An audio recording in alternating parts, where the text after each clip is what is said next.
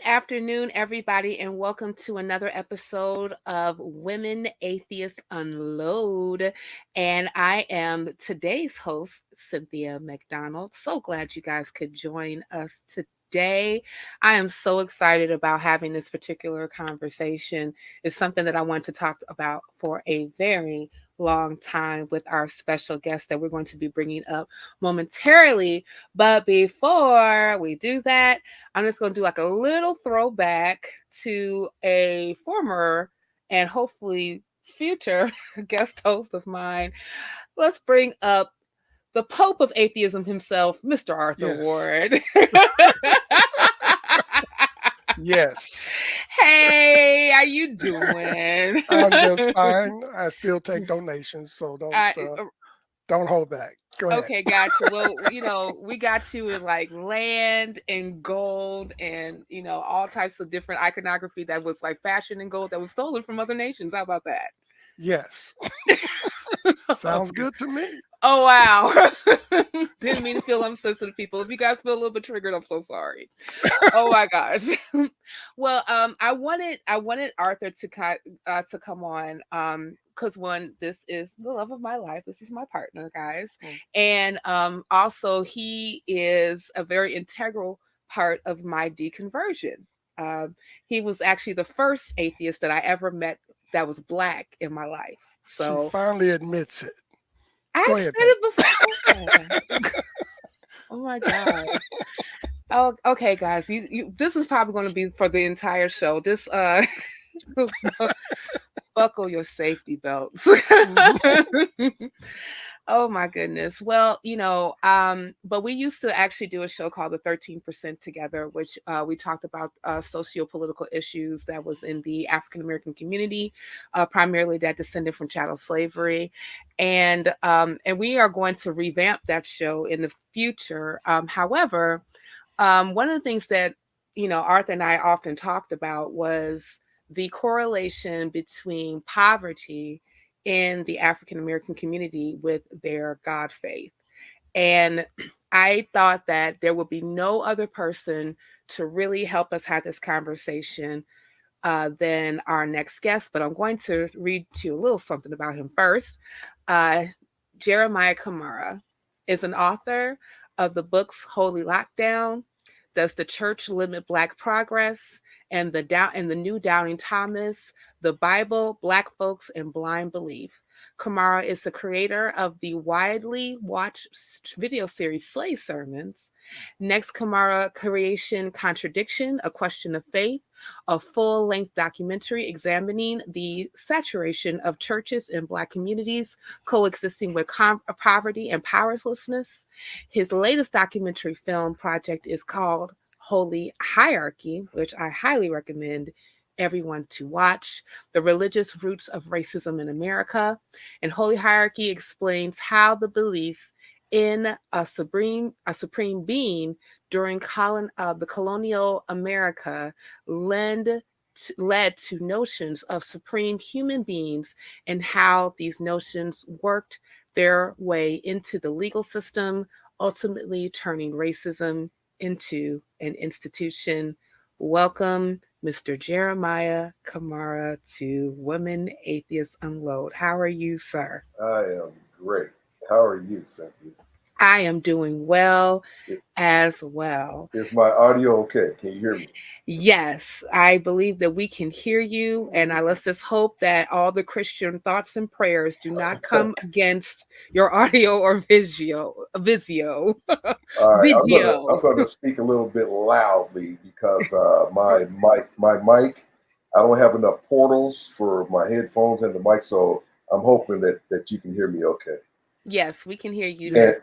And Brother Arthur, I love that, the Pope of Atheism. that is nice right there. Like, that is nice. I'll take that. Yeah. Because, they used to call me the reverse preacher. Okay. Yeah, because okay.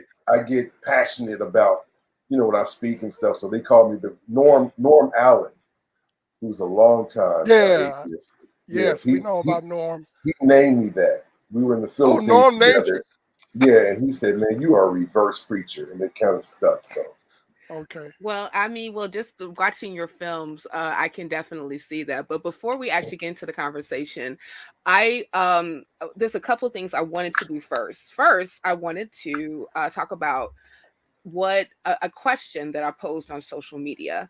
So I created a graphic, and I said, when you look at this when you look at this particular graphic, which is our God belief, if you can put that up first, Mr. Producer, and you see that 79% of Black Americans identify as Christian, and you can see the breakdown of that, which is the largest group, ethnic racial group that identifies as Christian in the United States, or theistical, but no, Christian in the United States, versus, if you can look at the next graphic, which is our wealth share.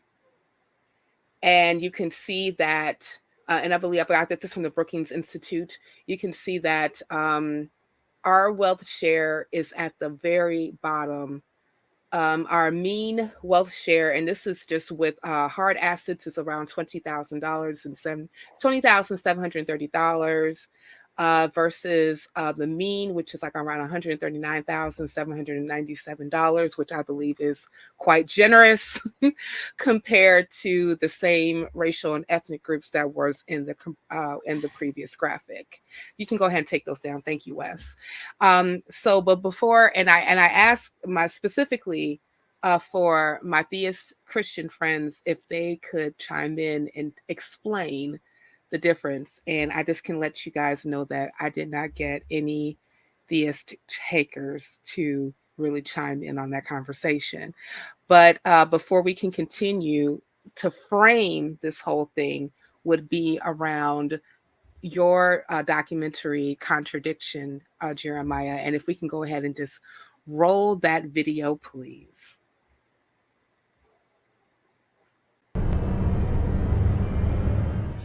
Where would Black folk be without the church? Where would Black people be without our faith in God? They say the church is a hospital for sick people. Are there too many churches in Black communities? But what's causing all the sickness? The devil is ruling this world. What is that you smoking? I want to always challenge our churches to do better. I talk to God. Gamble, drink, go to church. Who started the Baptist denomination? The church preys on women. Because we're more emotional. I mean, people don't ever want to question why they even going to church. God who thank for a reason. Culturally, you are compelled to believe. They say prayer brings about changes in our lives. And if we ask, we will receive. Everything I need is already taken care of. Yes. Yes, Jesus, I believe. That everything in the Bible happens. Some of it is true. Hey, Lord. They say these are the last days, and that when we get to heaven, all the pain and suffering will be gone. I don't want to go to hell. They say, have faith. Go to There are church. plenty more people going to hell. Right.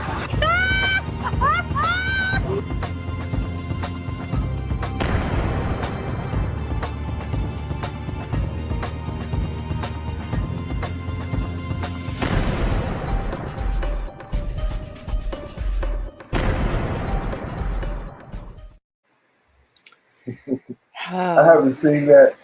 Wow. I haven't seen that in probably like 9 years.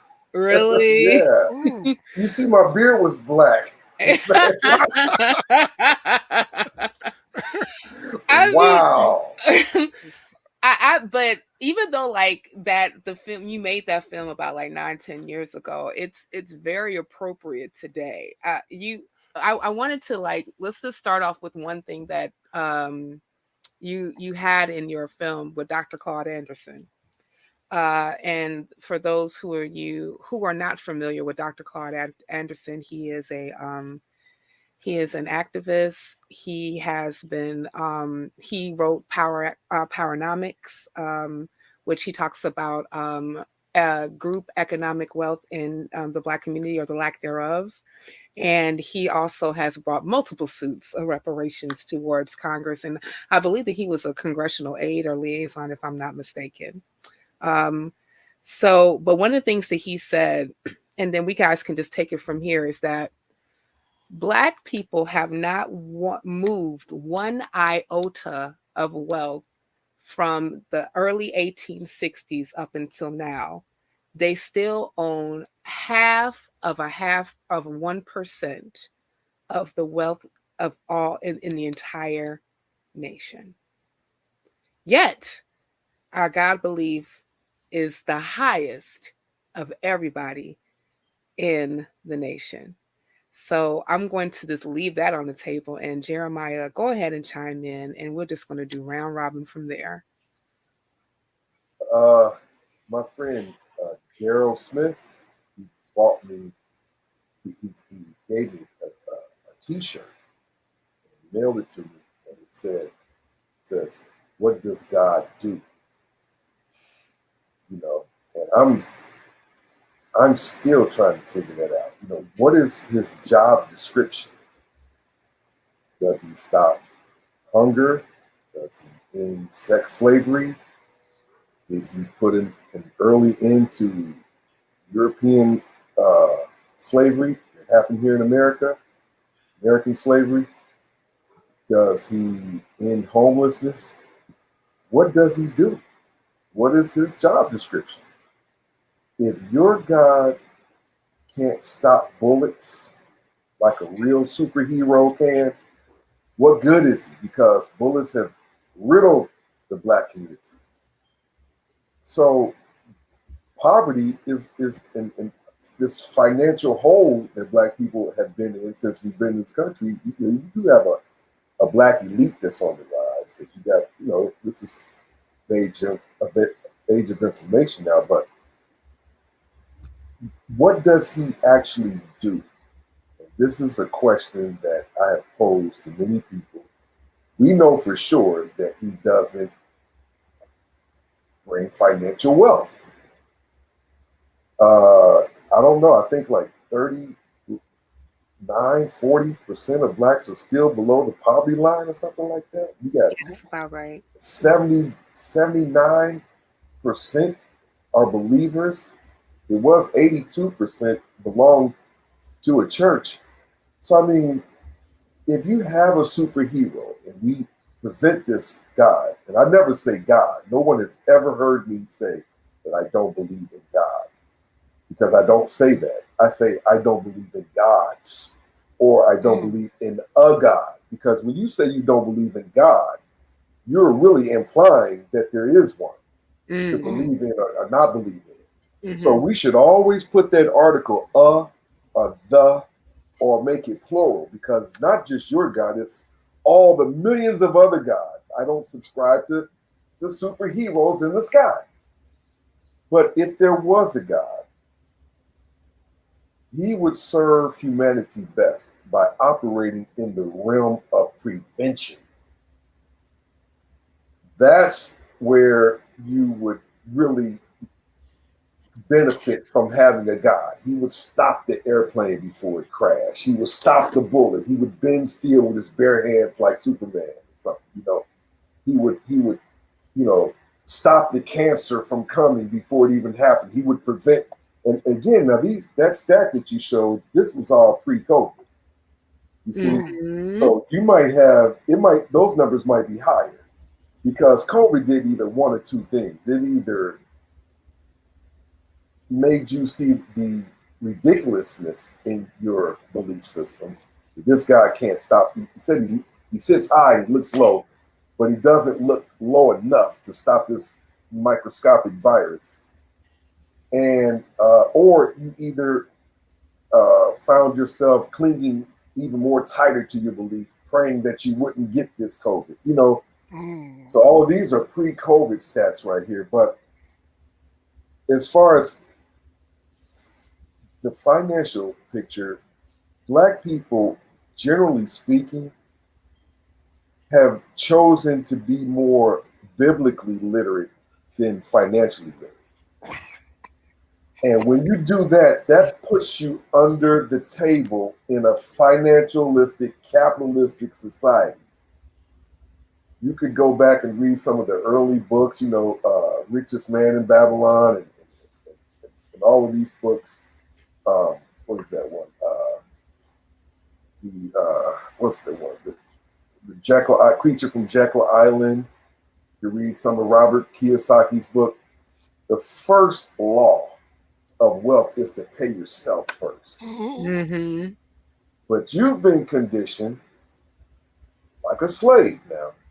And I don't mean to be disrespectful, because if you looked at my film, Contradiction, and you looked at my second film, Holy Hierarchy, my goal is never to be condemnatory. Right. But sometimes you need extra strength for a migraine headache. I get migraines from time to time. I have to have extra strength. But this God is very. We've been tricked. Let me get back on that. As far as to paying 10% of our wealth, as opposed to paying yourself first. I've been in business now for over 30 years, about going on 30 years. And, I've hired 21 or 22 felons. That's all I've ever hired. With people that have, felonies. Mm-hmm. There was only maybe like 3 people. The guy who's working for me now does not have a felony. And that's very rare. The guy that just left, he was shot and killed. And we were like uncle and nephew. And it'd have been nice to have a guy that could have stopped that bullet before he took my William away from me. This guy was, you talk about good help is hard to find. He was as close to perfection as an employee as you can get. Mm. I loved him. He had the greatest personality. When I went out of town and I knew William was running it, I felt at peace. Mm. And then I got a phone call in July of last year saying that you might see a glare. I don't know. My office is facing west and the sun is coming right through, and I don't have any blinds to block it. But anyway. It's the light of God shining on you. Right, exactly. It is. And so I got a phone call at 4 a.m. saying that he had been killed. And I cried like a baby. Because it was like taking my nephew away from me, who would also have been murdered. Yeah. So where's this? Listen, I was an atheist long before these things happened. So you can't say, well, you're just better. No, that's not the case. I came to my senses, Right. And I realized that we don't have a God of prevention, and he would serve humanity best by operating in the realm of prevention, but he doesn't. And this financial situation, graphic that you showed just illustrates that. Yeah, I share your sentiment, especially. I had a recent death in the family too, to the point where I'm like now raising a child because of it, and I was angry, of course, and sad when my niece passed away. But I know that like the question that was raised amongst the family was, where is God? And of course, like I'm trying to hold my tongue, right? Because I understand that, like, maybe Cynthia, your atheism is just not a good time to go ahead and insert right here. But I couldn't help but say that, well, God was never there. God was never there. I mean, if it's to your point, Jeremiah, like, especially if you're talking about preventative measures, like where was God's hand to tell some people, like, don't go there, don't do this, don't do that. Well, they'll say that there's a reason. You see, what's the reason? What's the reason? Well, here's the thing. Here's the thing. Christians will say that you don't know the plan of God, that he has a plan for everything. We don't know his reasons. Mm-hmm. Now, I don't believe that everything happens for a reason. I think that that there's a reason everything happens. You see? Okay. Yeah, All right. I get that. So when you say that everything happens for a reason, it's like you forfeit the explanation. There's no reasoning and logic behind that statement right there. Mm-hmm. Would you say that from the standpoint of you don't believe that everything has a predetermined cause? No, everything I don't buy that. Yeah, there you go. I don't buy that because right. You're that's not scientific. That's not cause and effect. There's a reason everything happens. Now we look at the crime and the killings that's going on in the black neighborhood. That's a reason behind that. It's not that everything happens for a reason. That's giving up. Right. That's giving up on the explanation that we need in order to make sense of these things. You see. So, but this is what they'll say though, and you look at enslavement and you look at sex slavery that's going on right now, and you look at someone suffering that won't get any better, and you'll say, well, every God has a plan. I mean, everybody's grandmother and great grandmother said that God had a plan. Right. So when do we ever see the plan right now? Like, I am not going to cheat the life that I have right now to preoccupy myself with where I'm going when I die. You're cheating this life. This is all that we know. And we need to do another show on death, because I think that death is really, you can't experience non-existence. Right. You see, so no one knows that they're dead, because I mean, I was born in 1963. So where was I in 1943? That's what death feels like. Mm-hmm. Where was I in 1923? So you can't, death is only for the survivors. They can experience the loss of someone, but that person can't experience that. But that's another subject, right?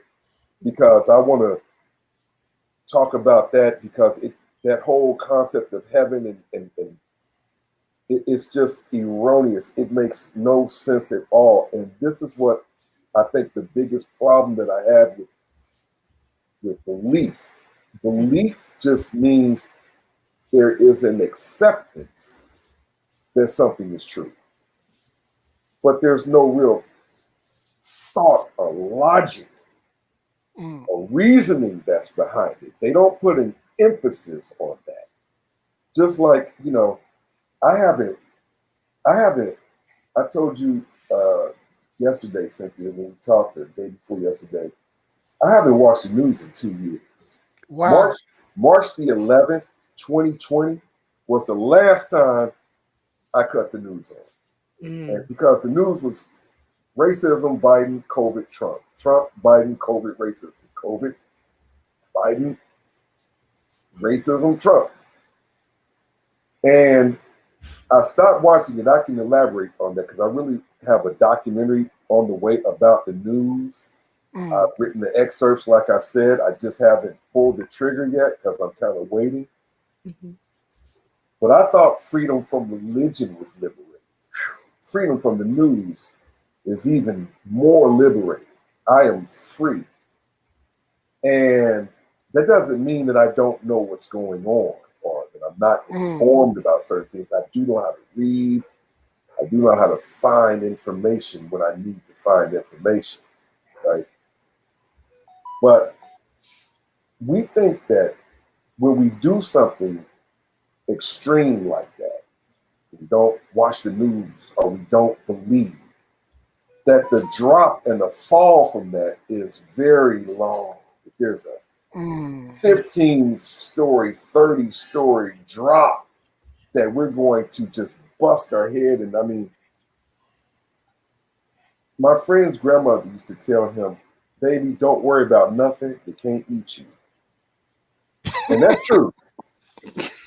You know, he told me that. And that's true. If it can't eat you, what are you worried about? Stop watching the news. If you stop watching the news, nothing's going to eat you. Animals have to worry about that. That's why they have eyes on the side of their head. They can't even eat some good grass without looking up and looking over to see who's going to eat them. We don't have that problem. When you stop believing, there's no 20-story drop. You're going to be okay. Now, here it is. And I'm not bragging. I want you to know this. Keep this into perspective, because what I talk about with you guys today on Saturday, Sunday, when I get them, it could be a whole different story. I understand that. I know how things work. One day is different. That's the only constant in this universe is change. Okay. I have not been a believer since I was like 22 years old. I've had an extraordinary life, an amazing life that I've yet to I'm excited about tomorrow and the future. And I've seen many parts of the world. I have 3 children that are doing outstanding. I've been married to a beautiful woman for 32 years, be 33 years in June. I'm rich in the sense that I don't have any debt. That's the new rich, being debt free. Working on it. Free. Right. Being debt free.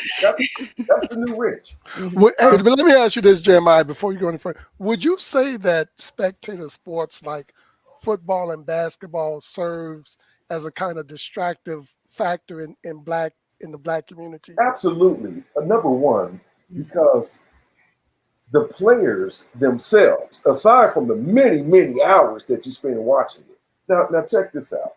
I'm going to answer your question. I'm from Cincinnati.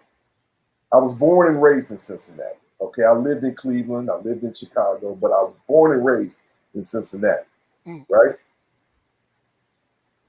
The Cincinnati Bengals made it to the Super Bowl out of nowhere. That was cause for me to just drop what I'm doing and just, be a fan. I mean, it was okay. But I kept doing what I was doing in terms of what it is I want to do with my life.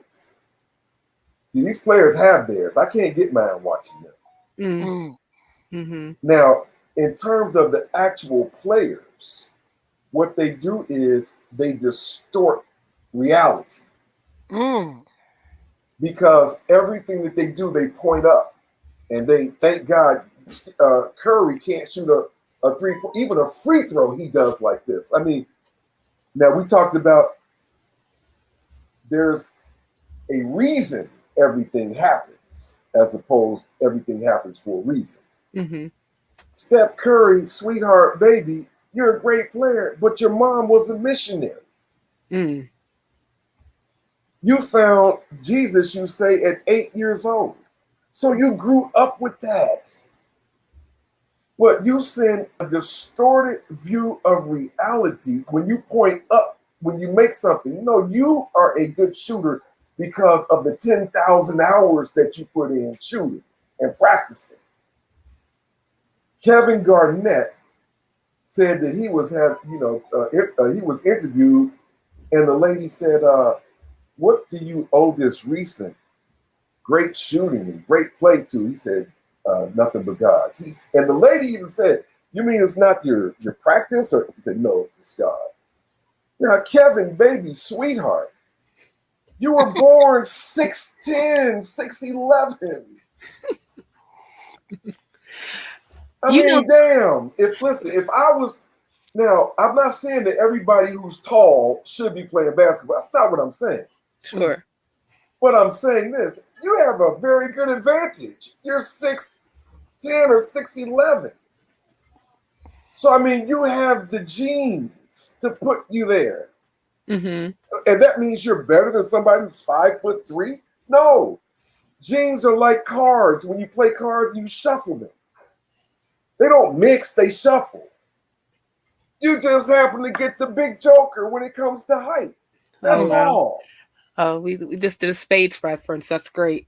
Like I said, I'm Cincinnati. What can I say? It's all good. It's all good. Never played with me. I always renege. Anyway, but you touched on something there that I want to explore a little bit more, because like in Contradiction, you had a montage of Black celebrities that would be at award shows, and you had a whole bunch of them that went, "Giving on to God. I want to thank God. Blessings upon God. I wouldn't be here without God." Everything, and it's kind of it's very interesting when you look at the celebrities that were up there that gave their honor to God. Whitney Houston did the whole, my Lord and Savior Jesus Christ, and of course I have some thoughts about that. I immediately also thought about Bobby Christina, her daughter, when she was in a coma. And I remember specifically Juanita Bynum, who you also had images of her in your documentary, doing in a like multiple hour prayer vigil for Bobby Christina to recover. But of course, we all know what happened after that. And but it seems like especially in our group, that's a knee-jerk reaction to always, like you mentioned, when the player was interviewed and they asked, "So what do you attribute your skill set to?" "Oh, it's God." Casey and JoJo, God gave me the ability to sing, and God is good to me, and which is a very selfish thing, which is very egotistical. Yeah, it is. When you say that God is good to me, I survived the car accident. There were 3 other people in the car, but I survived. God is good to me. I survived the cancer because God is good to me. That's a very selfish and arrogant, egotistical, narcissist thing to do. It's really glaring with survivors of plane crashes. So God favored you out of 152 people. You were basically a rotten individual. You didn't die in the car crash or the plane crash. Everything can point to physics, the mathematics, the angle at which you were hit, the speed the car was going, the conditions, whether you had a seatbelt. There's so many factors. But you see people now, I'm blessed. Oh, you are? You are? Like, I've had close people die from cancer. You're better than them because, oh, God touched you. Now watch this. So this God, who really doesn't have a job description, I don't say God. I always say a God or gods. Or this God. I put some type of article in front. But this God, who has a multitude of issues that he should be dealing with. Because in the next 24 hours, 30,000 children are going to die due to starvation and disease. But this God is going to make sure, though, that you survive your car accident, your cancer. But these children who haven't had an opportunity to live their life, who have flies in their eyes and walking around on stilts and going hungry from day to day. No attention from this God is given to them. But I'm going to make sure that you survive that COVID. And not to talk about the respirator that you shouldn't have had in the first place. They killed all of these people. You have COVID. There's not a one-size-fit-all approach to combating this. That's another subject, though. Sure. But when you ask someone, how did you do this? Like Tyler Perry was asked, how were you able to do all this? And he said, it's nothing but God. I mean, that is as narcissistic as you can possibly get. Now, if you ask me, Jeremiah, how were you able to not work for 30 years? Well, I worked my ass off. And I studied. And I was consistent. And I was persistent.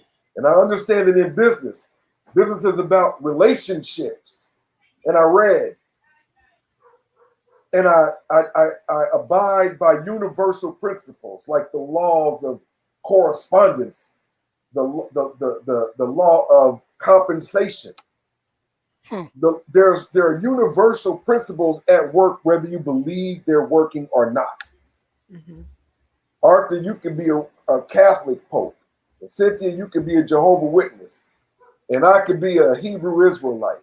And if we all get on that roof and jump off that roof onto cement head first, it doesn't matter what we believe, because the laws of gravity supersede all of that stuff that we look at and read in a book somewhere.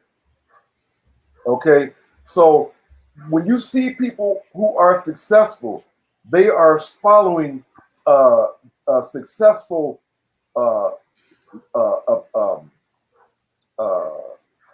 universal laws. They're doing something. When you see people who are unsuccessful, not all the time, but in many cases, they're not following. They're doing the things that they're following universal principles that keep them broke, that keep them unhappy, that keep them sick. Not all the time. Some people are born in bad situations. Sure. But that's not a reason. That didn't happen for a reason. No, there was a reason why they were born in that situation. Sure. But you know, I brought that up, the news up, to just say that I've been I've taken the back burners a little bit. Not really the back burners, but I haven't been as active in what it is that I normally do as far as the religion is concerned. After I wrote the film, I kind of stepped back a little bit. And then COVID hit, and then that's where I really became a businessman. Before, I was just a man who had a business, but these 2 years of COVID allowed me to really focus and hone in and put my energy where I'm not giving my time to Robin Meade. I'm not giving my time to Fox and these people like that I don't know. And I just decided that, listen, let's be logical, like we're logical about this religion, okay? Let's be logical about this. There are about 17, 18, 19, 20, I don't know, that we know of, secret societies. Okay, I'm sorry, intelligence organizations, right? And there are dozens of secret societies. That means that there's a lot to keep under wraps. There's a lot of things to keep secret. Okay. I am not going to fool myself and be naive enough to believe that I can wake up in the morning, you know, and come downstairs with unbrushed teeth and a house coat and some slippers on and cut the news on and pretend that I'm being informed. There is an unimaginable amount of sophistication and complexity and secretness to run a nation. You have to have lies and secrets to run a nation, or it won't work. Lies and secrets are amazing. That is the same thing about religion. It's a lie, but you need that for society. See, I need Denzel to come to Will Smith's rescue talking this Bible crap and the devil. But the reality is, no, you did that. You should own up to your responsibilities. Be accountable for yourself and don't blame it on some fictitious character. Yeah. You see, so there is an unimaginable degree of lies and storytelling that makes up this thing called Christianity. That the nation needs people to believe in order to keep things turning and keep the wheels of superstition and the wheels of gullibility turning so that they can exploit that. You know, I wanted to since we're in that particular realm, I wanted you to talk a little bit about a part of contradiction where you brought up edict from England to actually be more intentional about converting enslaved Africans. I believe like the edict was brought from the crown in the 1600s, especially in the colonies. You mean holy hierarchy? Yeah. Oh, yeah. Yes. Yes. Yeah. Yeah.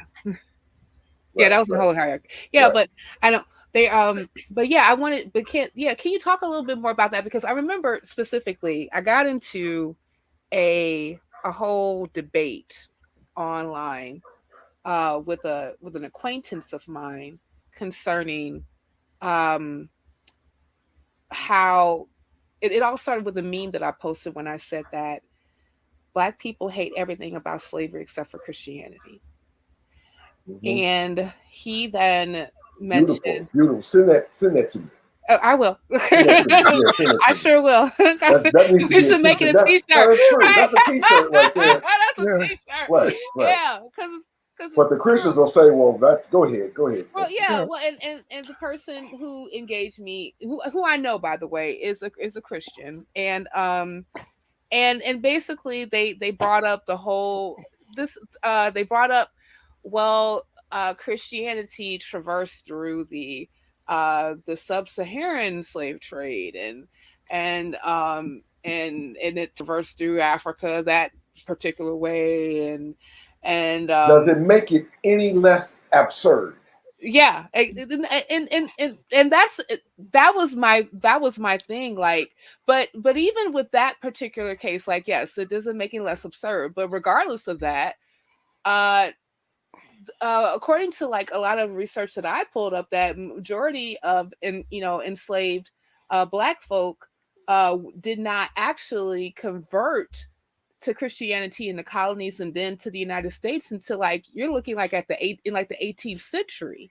Well, like well into like the transatlantic slave trade. But yeah, go ahead. This, if you want to talk about enslaved Black people were treated better if they were Christians. Right. Yeah. Right. Those who did not accept that had many more lashes. Mm-hmm. Okay. And you got Black people. Well, that actually came from Africa. We were doing this. Listen. I don't care where it came from. Does it make it any less absurd when you read this book called the Bible, which I have read? I've got a couple of versions up there. Most atheists do, but go ahead. Yeah, absolutely. I got 12. I've read about three or four times from cover to cover, especially that Old Testament. Yeah, buddy. From Genesis to Malachi, and there were only 6 to 8 pages that didn't allude to something violent. Yeah. Look at the wording: blood, smite, smoke, fire, danger, destroy, kill. I mean, it is just the most. It's the bloodiest. It's so bloody. But at the same time, Jeremiah, Black preachers are the most extensive and the deepest users of apologetics and hermeneutics. Big time. They have to be. But can you blame them? They have to be. Hey, Arthur, you got to pay for that Mercedes and that bitch. But listen, they have accused me of cherry picking in contradiction. Okay. And I'll get back to the question that you asked about the colonial period. But they got on me for cherry picking and saying, "Well, hey, you just chose guests that really didn't really know how to really break the Bible down. It really didn't. That's not the true Christianity." okay, let's say that first of all, I didn't cherry pick because those people that you saw in contradiction represent and reflect the masses of Black people. That's right. Yeah. Okay. Now, let's say I got it all wrong. Okay. And let's say I really misconstrued and misrepresented the real God. Okay. What does this real God do? What's his job description? What does he do? There's never been a person that has come to me with a pamphlet, because I was at my place of business about two weeks ago. It wasn't even that long ago, maybe about 10 days ago. And this guy handed me a picture of a Black guy with the white Jesus, which is insulting. Not that he existed, but that's insulting.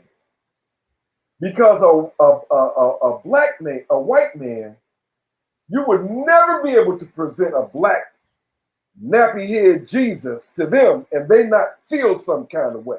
Mm-hmm. Okay? You see how Florida Evans felt when you... Oh, big time, big time. Look, listen, our interview is today. What's today? The 9th? So this was April 2nd, right? Mm-hmm. That's when they wrote this. It's by Keisha Mitchell and Dear Camara family, and they're inviting me to an event. This came in the mail today. I don't know if you can see it because of the glare. Look. Let me try to block this glare. You see that? White Jesus. And look at this. All the people, I know it's a glare here, but look at all the people. Wow. All these white folks. Now, I'm insulted that you would send my family this. And by the name, and I'm stereotyping, it's Keisha Mitchell. You're probably Black. You ought to be a damn shame of yourself. Okay? But Cynthia and Arthur, y'all have got me started. You don't listen. Let sleeping dogs lie. You're waking the dog today. Because it's really a shame that we're still doing this. Yeah. Well, you know, Jeremiah, when people bring me that stuff, I always throw in there race and our condition. Right. I said, because I said, first of all, I'm not going to pray to your God because I tell both white and Black that he's probably white. Right. And look at me. That's right. I said, he is white. Right. He is white, Arthur. He's white. He's white in Walmart. Right. That's the largest retailer in the world. And so when people try to recruit me, you know, the first thing I tell them, I ask them, what's wrong with me? Well, you need Jesus. I do. Why? For what? Well, he's going to do that. Where can you go as a believer that I can't go? What can you do that I can't do? Nothing. I've never had a person hand me something like this that I aspire to be like them. In any way. I've met many atheists, and I'm telling you, most of the ones I've met are extremely generous, loving individuals. And a lot of the Christians I know are mean and selfish, narcissist bastards. Not all of them, but a lot of them are. But I told you, you woke the dog up. But let me get back to your thing when you talked about colonial period, right? There were laws, and people need to really. I get a lot of feedback and emails on a weekly basis about contradiction and how it's changed your life. But listen, if you really want to know where this racism stuff started, watch Holy Hierarchy. You can't. CNN is not going to tell you. Fox and MSNBC, they're not going to tell you where racism began and why racism still exists. If you really want to really, truly know where racism started, why it still exists, watch Holy Hierarchy. And listen, These are not my opinions. You can watch the film for yourself. You'll see the laws. Racism is a law. Mm-hmm. If you're walking down the street and you hit me in the head because I'm black, that's not racist. If we go to court and the judge dismisses it, that's racism. Racism has a legal component next to it. Racism is the legal binding of it's the legal acceptance of one's bigotry, one's ignorance, one's hatred, one's stereotype. It's the legal acceptance of those things. Apartheid was legal. Jim Crow was legal. Right. Black codes were legal. Now, Jeremiah, you said function. Oh, no, it's not function. You said component. Would you also agree that racism is also an aspect of bad economics? They go together. Listen, you don't see the police shooting rich black folk.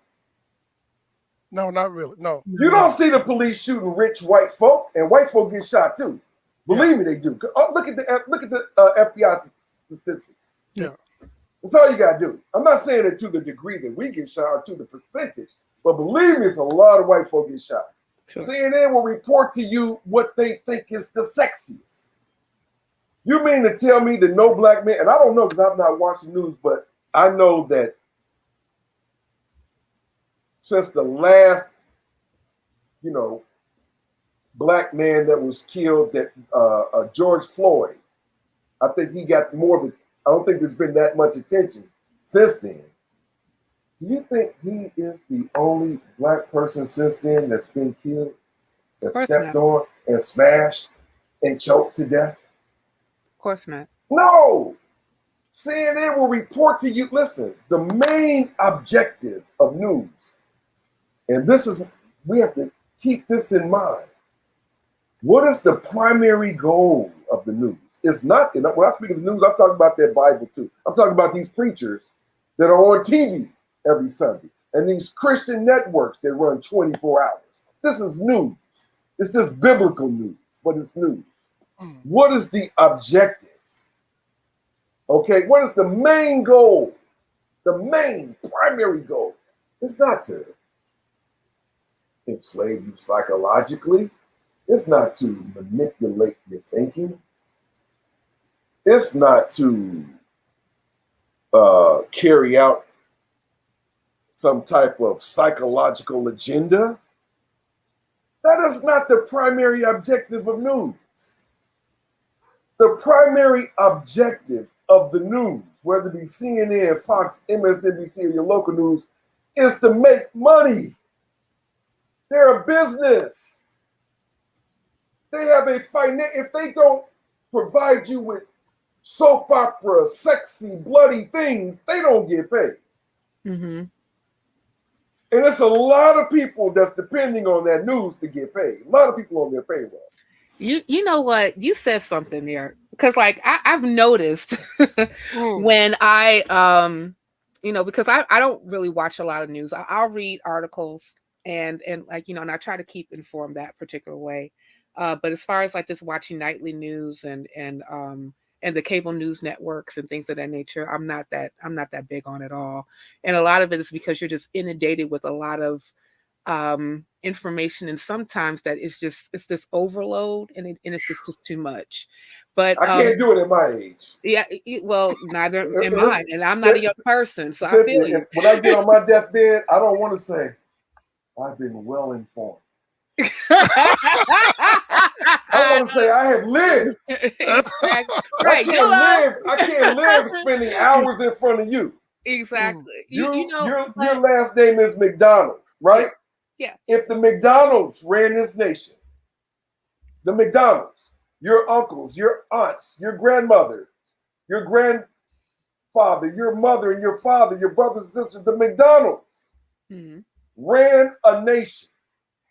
Okay, you are not going to allow a third party individual independent news source to disseminate anything to the people that you're trying to govern.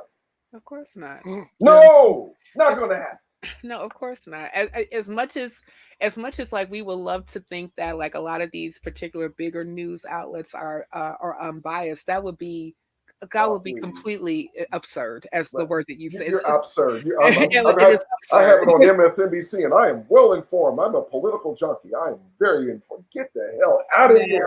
I mean, telling you what they want you to know. Yeah, I mean, like, and especially just like that one alone, you could see like they have a slant that they follow every time. I don't know so many news networks that report on Trump and he is not the president. Right. You know, and I mean, like, and I was like, there's a war going on. Right. It's all kinds of stuff. There's all kinds of things that are going on right now that I feel is way more consequential. Why are we still talking about Trump? It's more going on than what's going on in Russia. You know, it's a lot going on, but you chose that for a reason. Right. Listen, Arthur. Yes. If you met a person that was always right about every damn thing you talk to, here comes such, they're always right. Here come, close the blinds. Here comes, they come watching you right. If you met a person like that, you would be like, oh shit, I don't want to hear nothing. You would shun from them. Yes. Okay. Yes. That's how the news does America.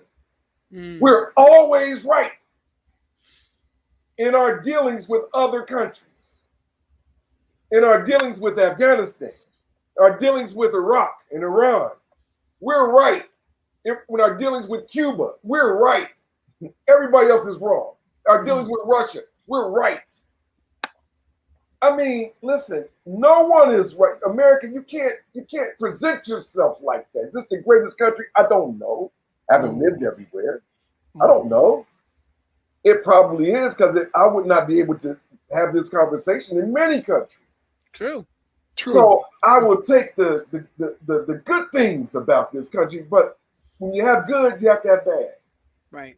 There's a balance. It's just not all right all the time. Mm-hmm.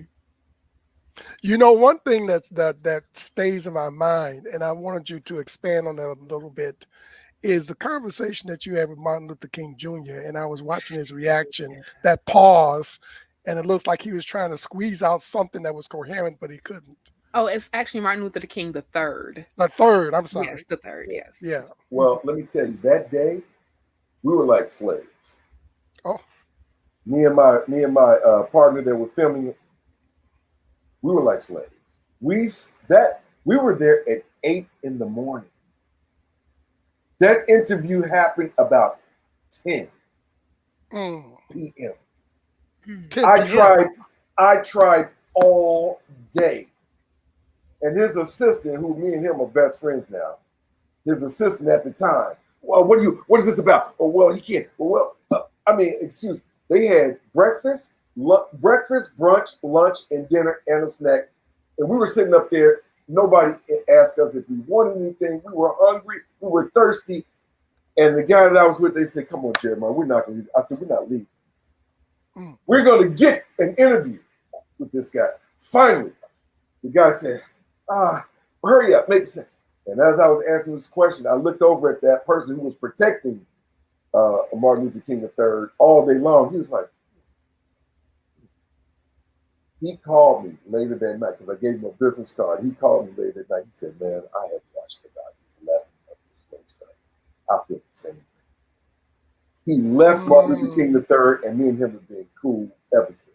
Wow. But that when he was there, Martin Luther King III was asked, because it was a world religion conference day. Condoleezza Rice was there. There were many dignitaries that were there, right? And all he kept talking about was nonviolence. He was simply rehashing what his father. There was nothing original, and I'm not,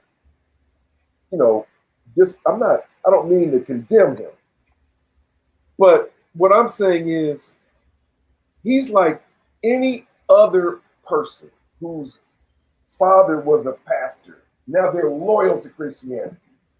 My grandfather was. Does that make it right? Does that make it true that your granddaddy wasn't? So what? If your grandfather was an alcoholic, do you advocate alcoholism?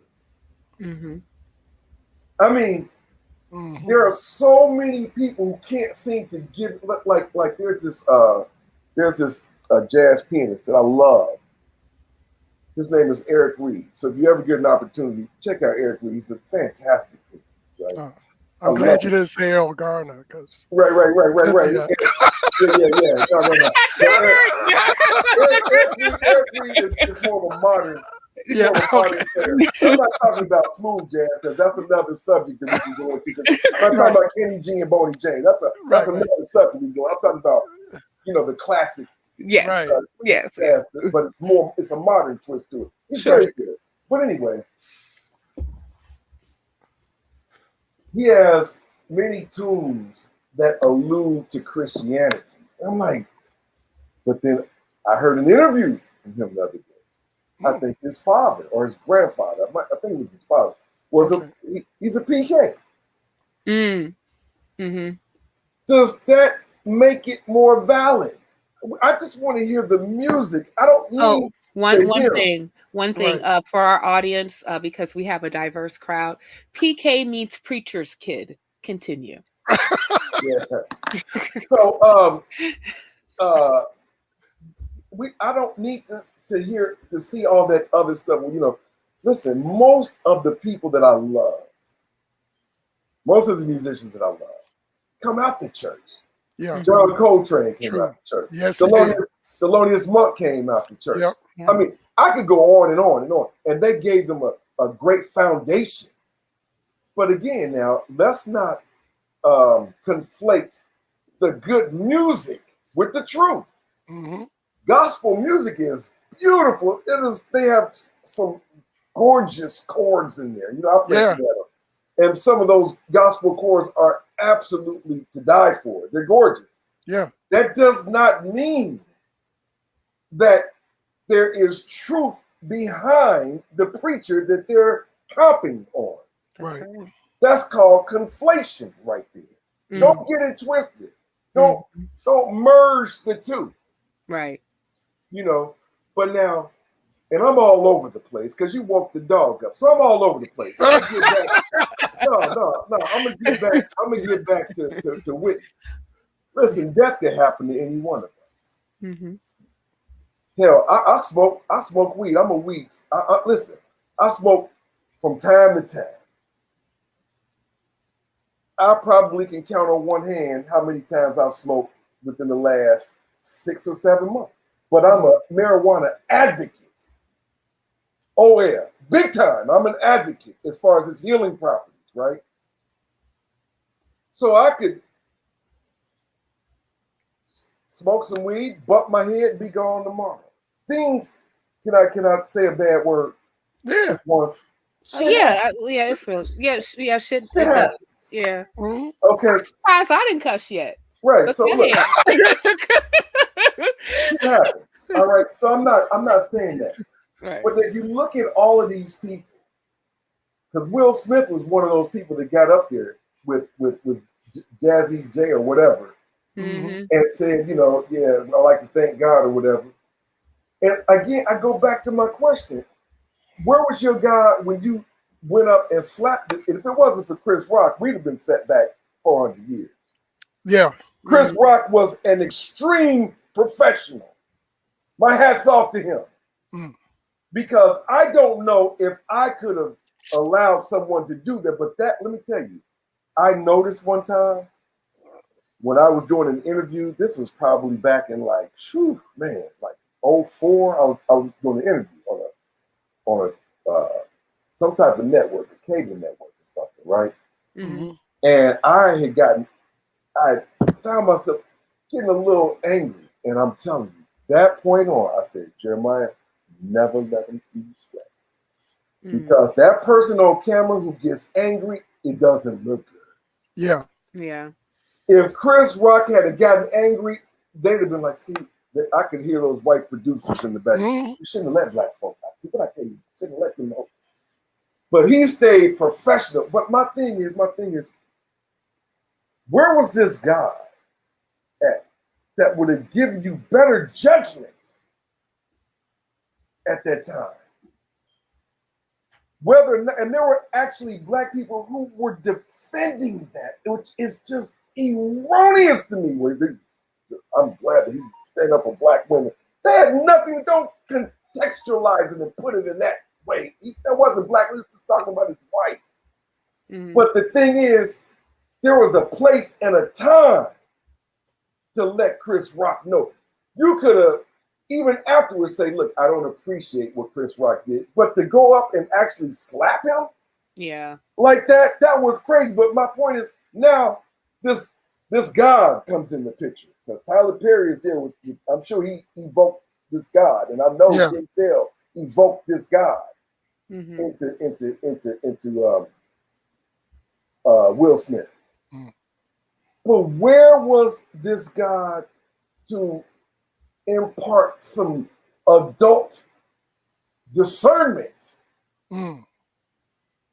before he did such a erroneous act? There's a place and a time for everything. That gets back to my point. This God doesn't do anything. You know why? Because he's fabricated. If the only thing that we know about this God is who he likes, who he dislikes, what he does, what he doesn't do, what he stands for, what he doesn't stand for, etc.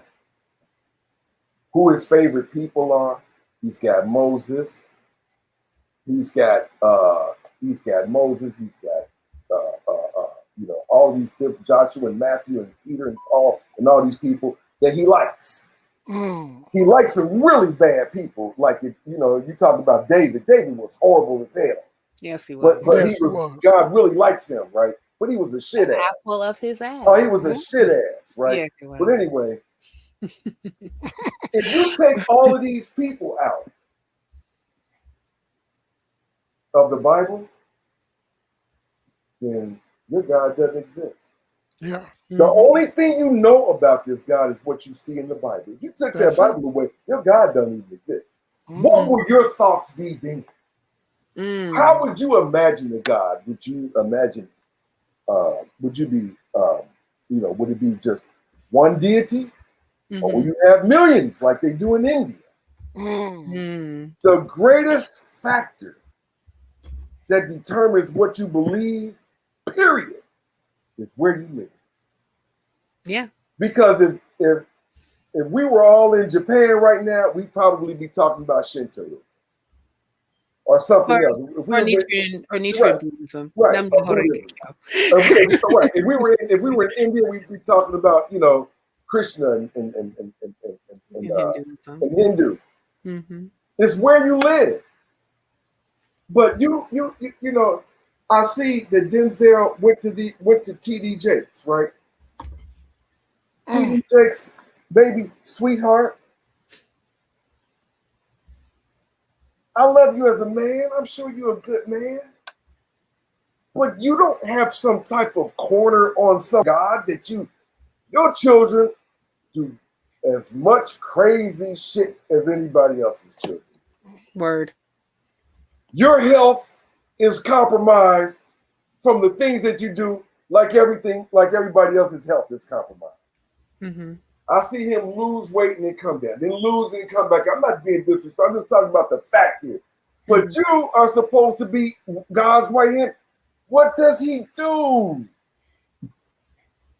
He doesn't do anything because he's non-existent. But listen, I completely understand the nature of this God and why he was invented. The Jews created this God that we find in the Torah, in the Pentateuch, in the first 5 books of Moses or whatever. And there was a man who I think he was from Cordoba, Spain, and he lived in the 12th century, I believe. And his name was Moses Maimon. They called him Maimonides, right? And to this day, the Hasidic Jews still kind of operating, follow the Moses Maimon's laws and order that was written back in Cordoba, Spain. Now, we will never know who wrote the Old Testament because it needs to be a mystery so you can say God did it. Right. You can't say Charlie Johnson did it. Mm-hmm. You got to say God. So it has to have this mystique behind it. So we'll never know. But if I was a betting man, and I mean, you tell me I put all my chips down on this one, I would say Moses Maimon. And that's why they call it the 5 books of Moses. Moses Maimon was one of the few literate people at the time. Because if you were literate, oh my goodness, in the 12th, 13th, 14th, 15th century, people looked at you different. If you could, you know, if you were literate and I could actually read this book, oh my goodness. If there has to be some truth to it because seeing is believing. I've told you all these images that Leonardo da Vinci and other people drew and painted. He's got to be real because seeing is believing, right? But I understand why the Jews created this very jealous, kick-ass, judgmental, angry, authoritarian, dictating God. Abusive. Very abusive. Violent. Why? Very violent. Yes. I understand. No, I get it. So I'm not mad that the creation is here. What bothers me is that here we are in the 21st century still talking about somebody that's been dead for 2,000 years going to come back. That's great. And then on the other hand, nobody talks about that the non-Hasidic, about 80% of the non-Hasidic Jews are atheists. They don't even, they're about making this. Yeah. They're about this. Right. Okay, so now, that's a whole nother that's topic. but now, but now I hear what you said. This God is angry, right? Jewish God is angry. I get it. Because at that time, Jews were being evicted from different countries. They were being kicked out. Right. From country to country to country to country. You needed to come up with some type of idea that would say, you know what? If you keep disrespecting the Jews and you keep on bothering us, we got a God here that's going to kick your ass. And that's essentially what the Old Testament is. It is a Jewish protection book. If you bother the Jews, that God will kick your ass for the most trivial reasons. For, I don't care, little children are making fun of your bald head. This guy is going to dismember these children and destroy them. But I get it. And it worked to a degree. And it's still working to a degree. If I was, listen, being a black person, and I hate these titles, but just for lack of a better word, this is what we're identified as. But I'm so much more than that, because if I just told you I was black over the phone, you would not know that I was an atheist. There's so much more to me than what is denoted by the so-called color of my skin or the shape of my nose and my lips. But I digress on that. But if I was enslaved for hundreds of years and denied opportunities to be in the industrial age, to be in the technological age, to be in the agricultural age, to take part in the early founders of the cotton industries and all of these wealthy, the precious gem industries. And I never could take part in any of those things. I never could have any say in any of those things. I would create a God that says, if you keep discriminating against black people, he's going to kick your ass. I would do that. We didn't invent our own God. We're serving a God that is not created by us. Yeah.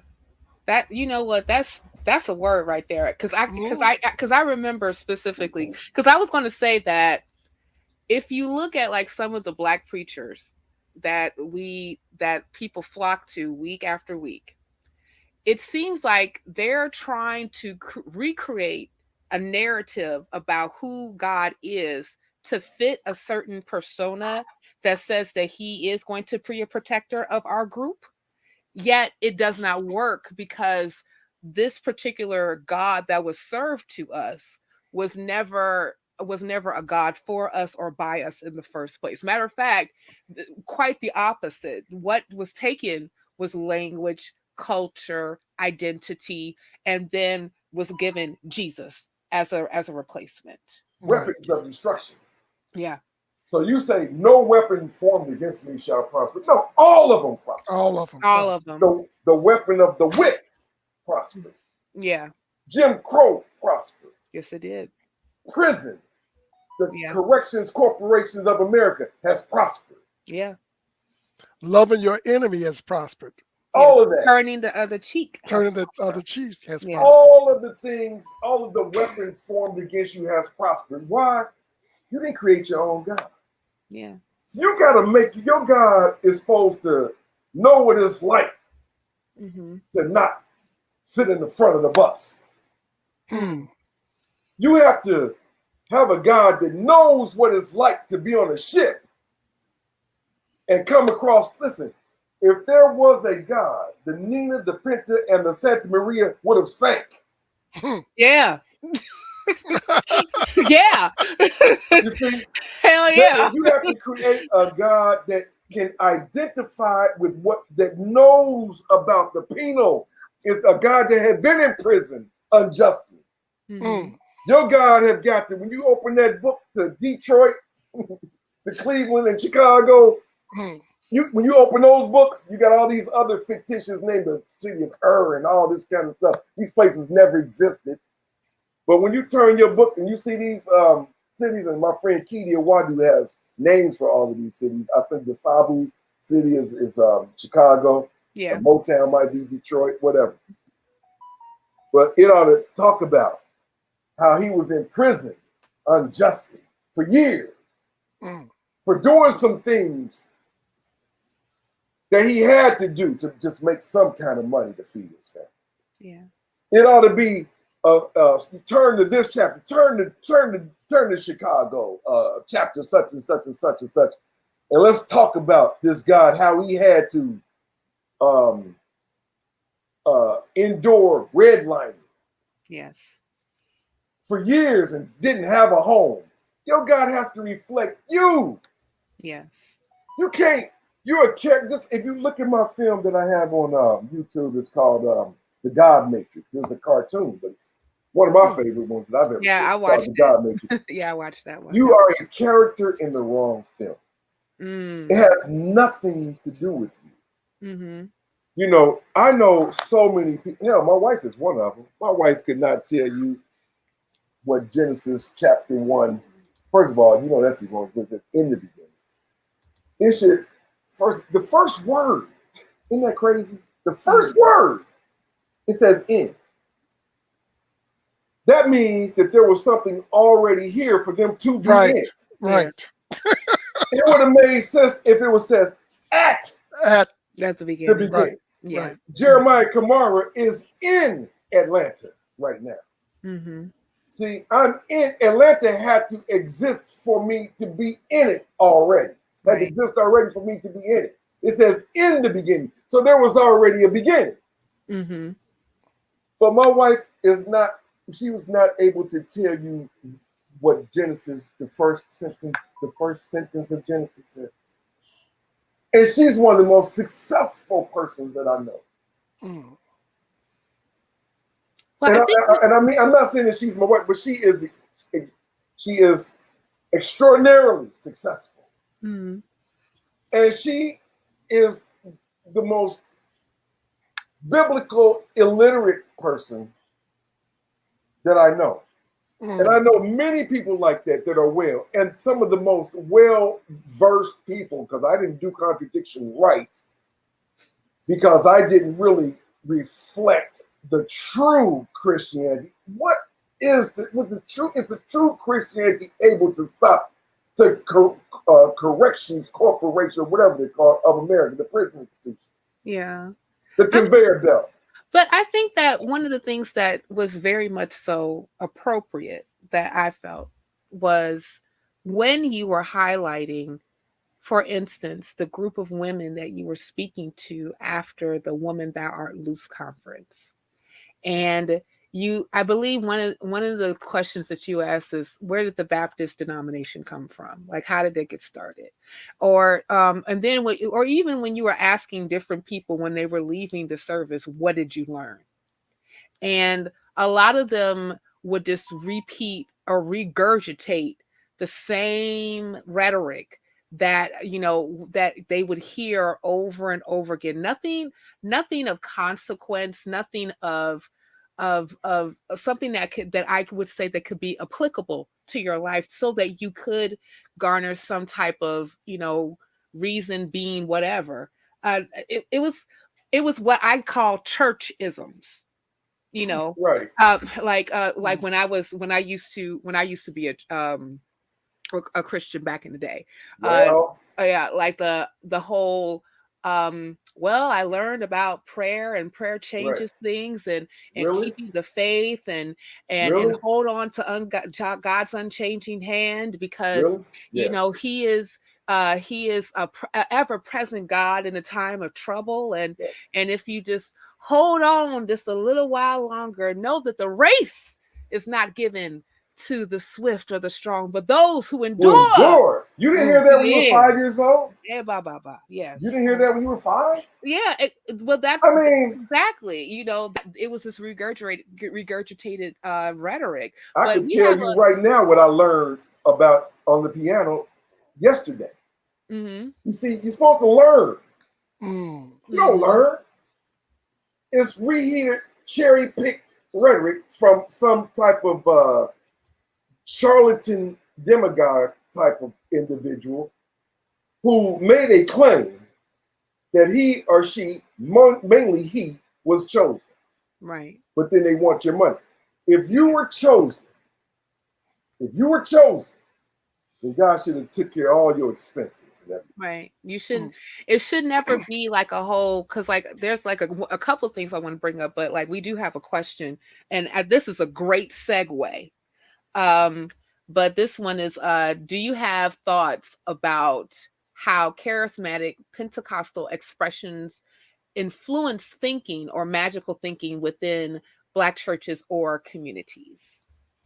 Well, yeah. Listen, that just makes me think of this right here. Okay? Religion and superstition are indistinguishable. There is no difference. You can carry a Bible or a rabbit's foot. Do you know how many people who have died in car accidents that had that Bible in the back of their car? Yeah. It doesn't matter. Magic. Because magic actually preceded religion. You really want to know the history of it. Magic came first. But when they saw that they could not, that their magic had no bearing on the encroachment of the glaciers or the encroachment of the waters that were going to bury their town and drown their village, they resorted to religion. That it must be, because religion is beyond the powers that we have as people. So it preceded religion. But religion and superstition are indistinguishable. You cannot tell the difference. You try. I dare you. I dare you. Try. You can say, oh, well, it's because I prayed. Listen, I found where is it? My granddaughter has it. She's up the street playing with her friend. You heard what I said. She's up the street playing with her friend. Like they're outside playing with running. That's rare. But let me say it again. She's outside playing. Because when I go up there to pick her up, they're outside running around and jumping rope. They're doing what children are supposed to do, exerting energy, not this. This is not wrong, but it is a gross imbalance. Yes. That's it. You can do this all day, but you have to balance it out. Yes. But anyway, what was I saying? Because I told you, woke the dog up. What was I saying? what was I talking about? We were talking about magic. Yeah. I got you. Now, magic, my granddaughter probably has it. I have a rock, right? And this rock I found when I just got through finished. You see, it's cold in Atlanta. This is a thermal on. I just finished doing the yard. I had a skull cap on. It was cold here today. The wind was blowing. And I said, "Oh boy, I got an interview at 4:30. Let me hurry up and get in here." But several months ago, I found a rock in the yard, and it was unusual shape. It was flat. It was smooth. It was blue. I was like, "Whoa!" And so I said, "Nia, this is my magic rock, and this rock is going to give me good luck." And do you know, months I put it in my car, and months went by. I forgot it was in my car until I had my truck, detailed. It had fallen up under the seat of my truck. And guess what? My days went on like they always had. Now, if something grand would have happened, I could easily attribute it to that rock. Right. Like these preachers say, I was called. Nobody was there and heard that stuff. What people are suffering from really is paranoid schizophrenia. Because let me just explain this, Arthur and Cynthia. Oh, yeah. Let me explain this for a second. Okay. I saw Jesus. Right. I heard him. I saw him. Blah, blah, blah, blah, blah. The first thing that people will do to convince you that this character is real is to give you a personal testimony. Sure. Okay. But say, for instance, you were born believing that Sasquatch was God. Bigfoot was Bigfoot. And all the pictures in people's homes were of Bigfoot. And the Bible was named, Sasquatch parables. And you prayed to Sasquatch. And when you went to church, there was Sasquatch. This same experience that you had would not be of Jesus. It would have been a Sasquatch. You cannot have a Jesus experience if you've never heard it. Right. It's impossible. So go ahead. I'm sorry. No, I'm just saying that your experience is tainted by what you were brought up to believe in the first place. All I'm asking people is to do is think and quit being so damn afraid. Listen, as a man, and I hope I'm not being I'm following these, my gender political correctness here, but as a man, okay, and I know there are exceptions to this, but men are typically, generally, stronger, physically, and we just have that degree of testosterone. Right. Typically speaking, we're stronger. As a man, I can't hide behind the storm and wait on Jesus. I got to go in the eye of that storm sometime and take care of things about that. And some things happen where the sky is falling and some things, I got to take charge physically as a man to help my family, my wife, my children, my grandchildren. I have to take that lead role if it's physical things that they require. And I just feel some kind of way about men with problems hiding behind the storm and waiting on Jesus to come and rescue them. No, man, go out there and make that shit happen. Look that storm in the eye and tell that storm to get behind you. That you're going to take forefront of this problem and handle your business. Now you know I could take that section there and put that at the church. They wouldn't know. I know. I'm probably going to get a lot of emails about what I'm saying today because I know I'm politically incorrect with a lot of things. No. I'm saying what I'm saying is like it sounded like a sermon right there. Well, they call him the reverse preacher. Remember? Right. Well, I think it's something that's very important because to bring up, especially like, of course, like I pay attention to gender roles and things of that nature because I do.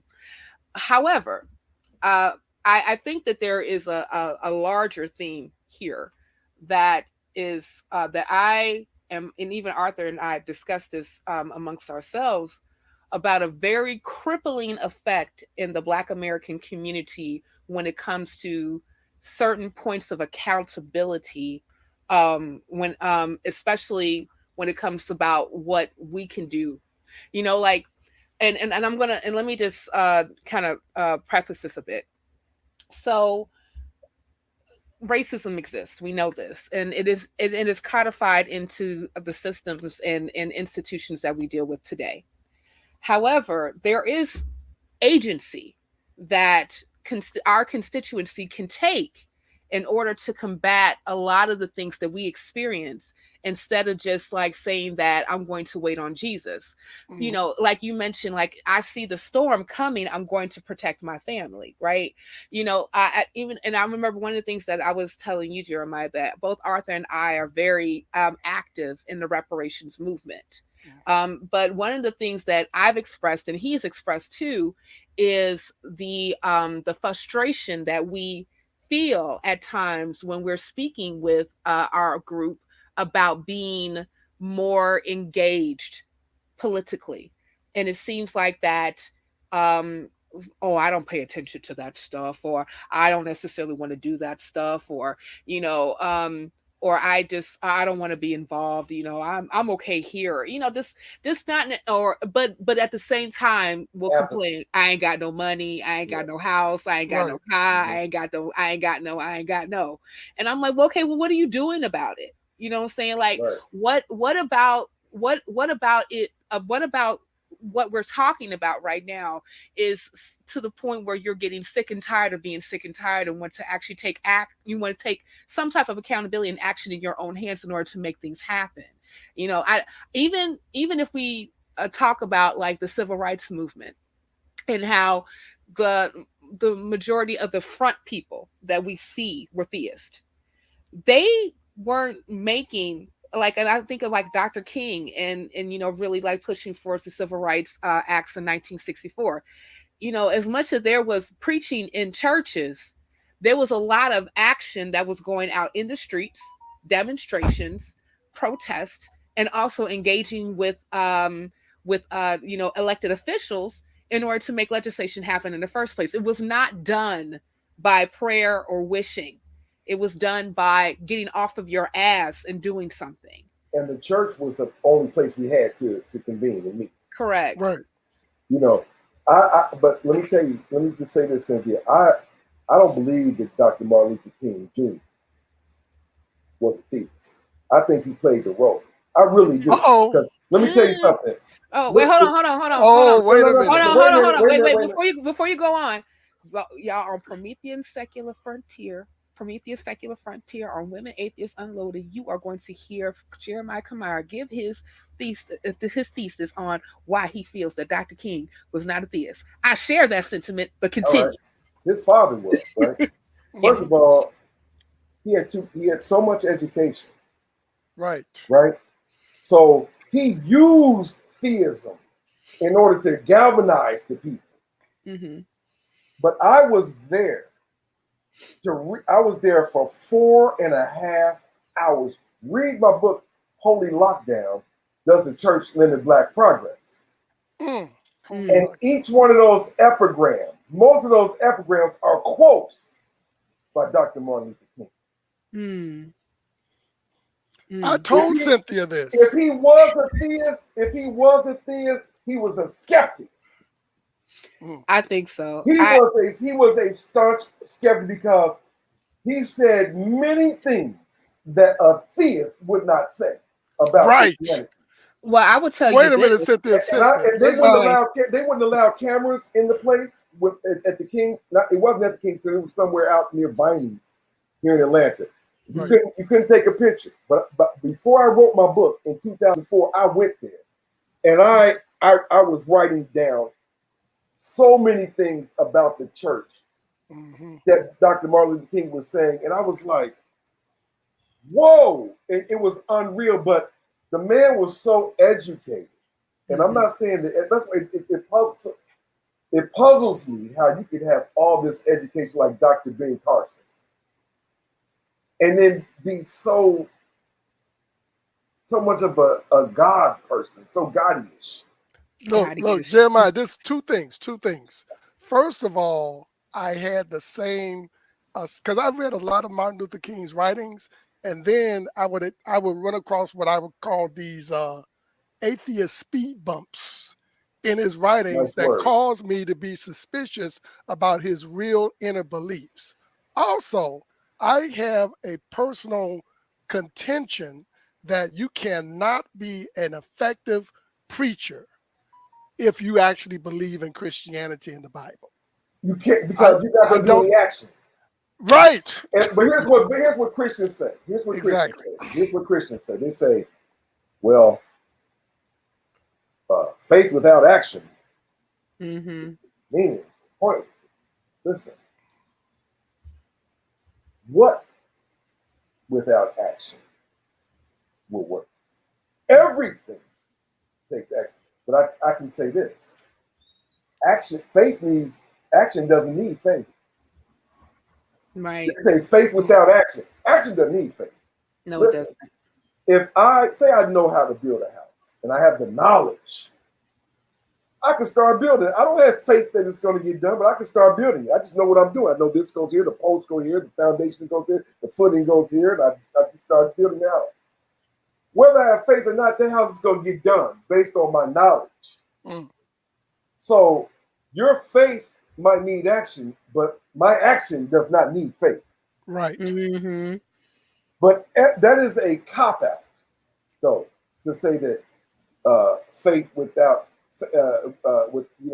action is meaningless. That's a cop-out, because I can't name one thing that you can accomplish that doesn't require action. Right. So that would apply to pretty much everything. Yeah. So I think you need a better explanation there, because that would apply to pretty much everything. You know, even death is an action. Right, but getting back to what you said, Cynthia, accountability. Every time that there's somebody that comes along that tries to bring up Black accountability, they get shot down. When Bill, just for example, Bill Cosby and what's his partner's name? Passant. Right. This pollen in the letter is crazy. It's just getting to me. But they were talking about some of the things that we need to be accountable. Oh, we treat him like a dog. This man gave $20 million to Spelman. Name somebody else who did that. But now he's a laughing stock. But if I'm a clown and I got a pimp persona and I objectify women in rap, and I talk about bitches and hoes, and I'm deified. Yeah. I'm deified. Everything that we try to address that we need to be accountable for, shot down. And everything from the pants sagging to the slap on the face of Chris Rock to our unbecoming our actions in society, actions that are unbecoming of an intelligent person. They're upheld and their excuses are made for them. And we say, well, they're making money. Everybody who has been demeaned, oh, they're making money. Oh, shoot, he don't make money. And if that's the case, you shouldn't have a problem with slavery. They made a lot of money. Yeah. True. Slavery made a whole lot of They money. made a lot of money. So what's your problem? You know, listen, there has to be something as a group that you stand for. Mm-hmm. Something that you don't stand for. Listen, I know this better than most people because I have had an emission station for over 20 years, about 25 years now, where you test vehicles. They're privately owned. I also have a car wash, etc., among other things. But there was a time where I saw hundreds of people and hundreds of people a month, 800 people a month, obviously, so they had to come in with their mission. I had blacks, I had Asians, I had whites, I had Jews, I had all types of people that come into my shop. Because I'm in an area in Atlanta to where it's a melting pot. I mean, just you would think he was in New York because I cannot say who's the largest ethnicity of my business. I attract everybody. Well, everybody that's actually lived in New York is now in Atlanta. So there you go. Right. Exactly. But do you know that over the 20-something years, I can honestly say this: Asians typically drive Asian cars. You see an Asian, they're gonna have a Toyota, they're gonna have something, maybe a Kia or whatever. It may be Korean, it may be Japanese, but it's gonna be an Asian vehicle. Okay, you're just not gonna see an Asian with anything else, pretty much. And I know there are exceptions to everything. Of course, there are exceptions to everything. I'm generalizing here. Sure. A huge generalization. And guess what? You will not see a Jew driving a Mercedes today. Right. That's true. You're not going to see a Jew today. Okay? You rarely will see white people in general with luxury cars. They're going to have a car that suits their needs as a family. Men are going to have to pick up. And what am I saying? I'm saying that as black people, there should be some things that you just don't do. Especially being 82% of you all believe in a God. Then my question is, well, what don't you do then? If you do everything, do you know how many curse words that Denzel? If you remember the movie Training Day? Yeah, the one he got the Oscar for. Oh, you MF. Oh, you MF. Yeah. Oh, he said cuss words that if I was sitting with my grandmother, I would be kind of, you know what I mean? But he's a Christian. Yeah. Now, what would Jesus do if he existed, which he didn't exist? But what would Jesus do? Ain't no way in the hell he would play those things. No way. You got rappers, MF this, B this, money, this, sex, this, hoe, this, whatever, got a cross around. So now, to all those people that say, I didn't represent the true Christianity, what damn Christianity are you talking about? Right.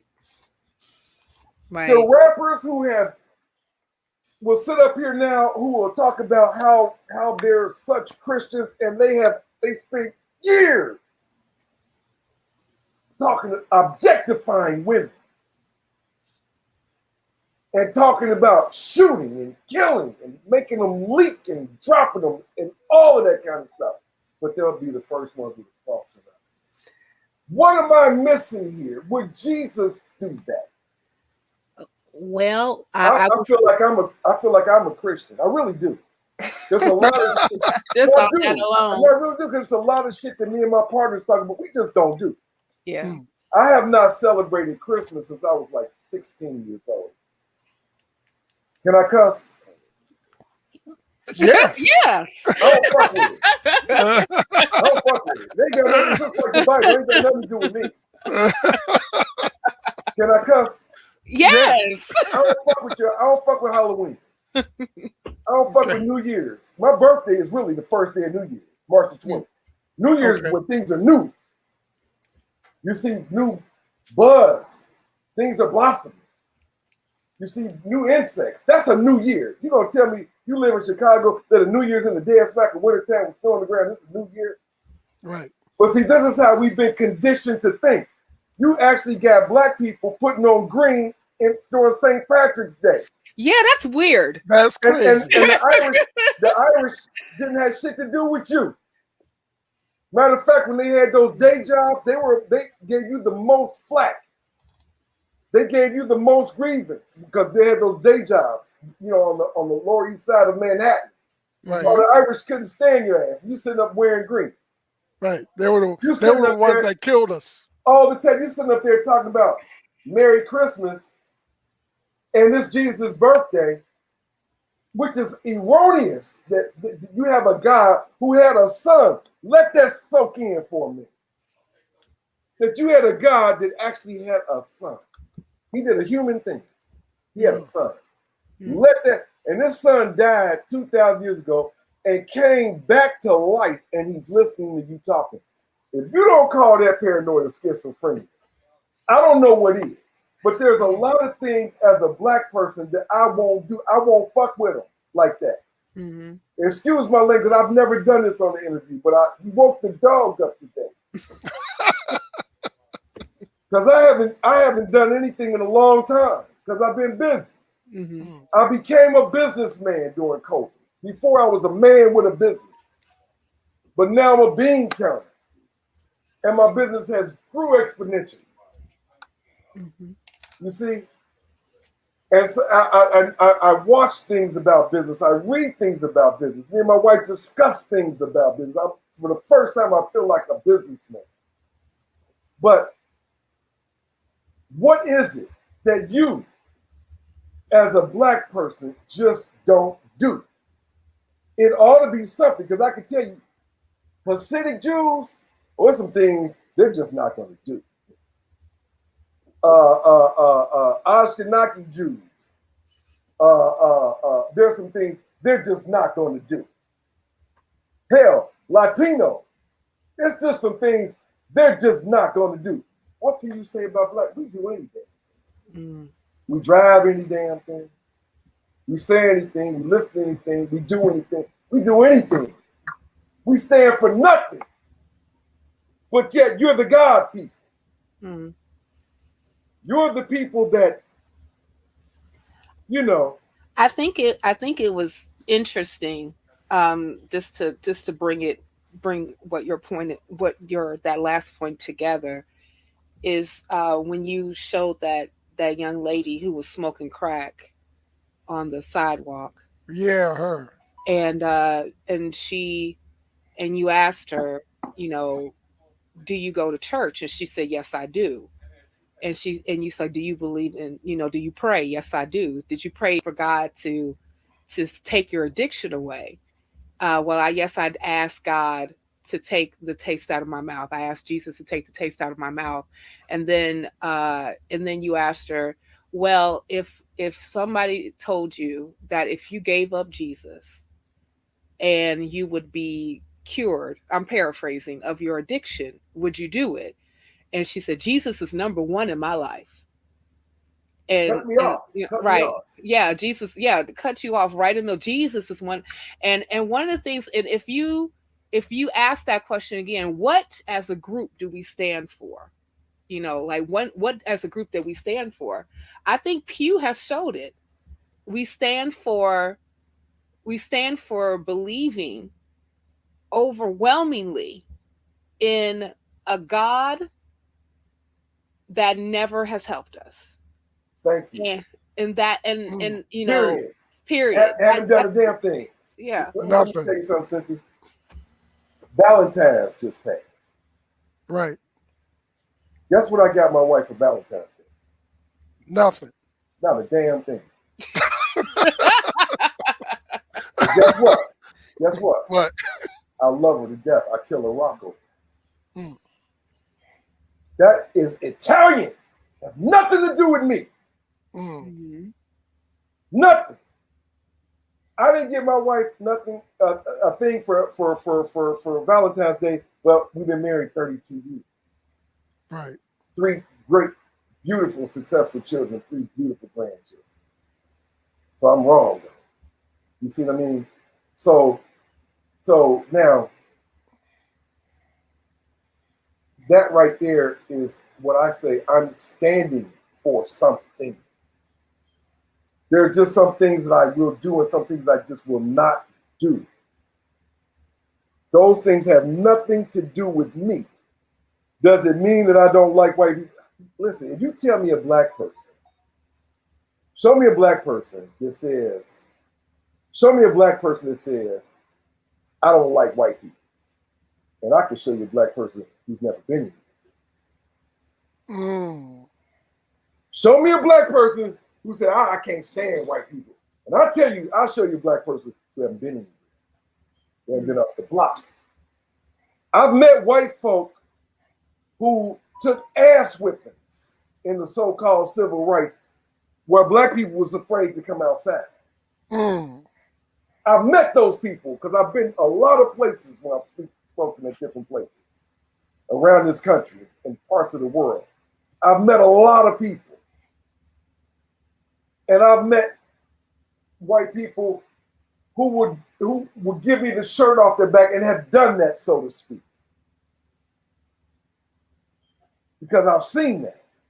So what we are narrow-minded. We are myopic in our scope, in our vision as black people. And Christianity has a lot to do with that. Don't go here because Jesus wouldn't, that ain't even. Listen, you got black people right now that are elated about the most trivial, mundane things that they give credit to Jesus for. And I'm like, if this God is worth his weight in gold, worth his weight in the reverence that you give him, then why doesn't he focus on the things in the world that mean the most? And not your dumbass car that you got. Thank you, Jesus, that I passed my admissions test. I got a friend that he was sick and he got well. And I think, my friend in New York, Marcus Reyes, my right-hand man in New York. My co-producer, my videographer. He sends me things all the time. And you would be there. It's amazing to see all these black people. I don't have cancer anymore. I beat it. I don't have cancer anymore. That God really blessed me. I just want to reach through that. That's why I had to get off of Facebook. I haven't been on Facebook for 2 years. But I've been the most successful financially that I've ever been these last 2 years because I focused on Jeremiah. And I focused on my things that affect me because 99.9% of things on the news had nothing to do with my house and my address. You had black people upset talking about, I'd be so glad when the Democrats get control of the house. And your house where you live is raggedy. Pay attention to the house where you live. You're talking about the house that they're representative. This shit don't have nothing to do with you. Oh my gosh. Focus on your own house. That is You're mad. You're mad at Trump. Why would you you're 75 years old and you let this man get to you like that for what? Oh my gosh. What is your God doing? I thought he was supposed to be the one to placate your emotions and the one that could calm you down and you could talk to. When do you use this God? When do you refer to this God? And remember, you have never said God since we've been on this program. I've always said a God, this God, gods, the God you're talking about. You cannot say God. You cannot say you don't believe in God. That's like saying you don't believe in this calculator. The calculator's right here. Why would you ask me something that I believe in that I can see? That makes no sense. Jeremiah, you believe this cup, this cup is right here? What do you mean? It's right there. I can touch it. Well, You know that. It's a matter of perspective. Well, Right. You can't feel the wind. I mean, you can't see the wind. Right. Now we You get know, that is the dumbest. That's you can't feel the wind, but I mean, see the wind, but we but know it's there. definitely feel its effects. Yeah. Woo! Listen, we know what causes wind. Right. We know about the rotation of the earth. We know we can break wind and rain and thunder and all those things down. We're not talking about wind. We're talking about that which you worship, that which you base your life on, that which you evolve your entire belief system on. And I know I got to go in a minute because my wife is calling me and I got to go somewhere. I know it's about 6:30, but listen, my wife told me before I got on here, let me tell you what she said. She said, how long is the interview going to be? I said, it's going to be about 90 minutes. She said, well, you know we got to go somewhere. I said, I'm going to cut it short to about an hour. She said, no, you're not. I know, because I did tell you 90 minutes. I know. And then, and then my daughter, she was in the kitchen. She said, Baba, she said, you ain't going to cut that to 90 minutes. I said, I'm only going to be 90 minutes. She said, no, both of them said, no, you're not. They know me, but Cynthia and Arthur, let me tell y'all. Yes. Thank you. Y'all woke the dog up. I might even do some slave sermons now. Now, okay. Yeah. Because although I get a lot of letters, I just got a letter. You know, I get letters weekly, emails, right? I haven't gotten a lot of requests to do interviews like I did prior to COVID. Okay. Pre-COVID, I was always on interview somewhere. Mm-hmm. But I haven't gotten a lot. So the dog has been chewing on his bone. And that bone, that meat been good to the dog. I didn't know how good a dog had it. And they say, let sleeping dogs lie. And here it is, Cynthia gets my number from Mandisa, who's the president of Black Non-Believers. Friend of the show. That's right. Yes. And she said, get Jeremiah's number. And because of you and Mandisa and Arthur, I might just get that slave sermon thing going back up again. Well, I am glad that will be pulling of the trigger for Jeremiah Camara, and I'm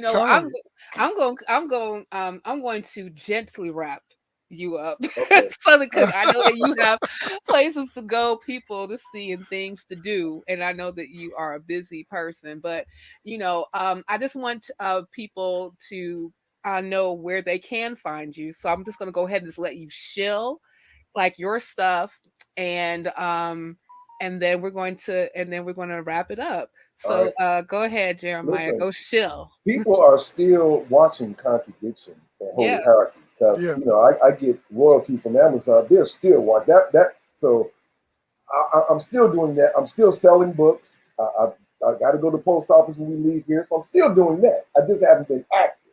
Mm-hmm. But you can reach me at slavesermons@gmail.com, plural, slave sermons. And you can find me on Facebook or whatever. I don't check that a lot. I'm going to start doing it more. But you can visit my website at jeremiahcamara.com. Okay. And that's the best place to reach me. Now, I did write a film. I have another film in the works. I do want to mention it's not a documentary, it's an actual screenplay. It's a film. For the movies, right? And it's called Crutches.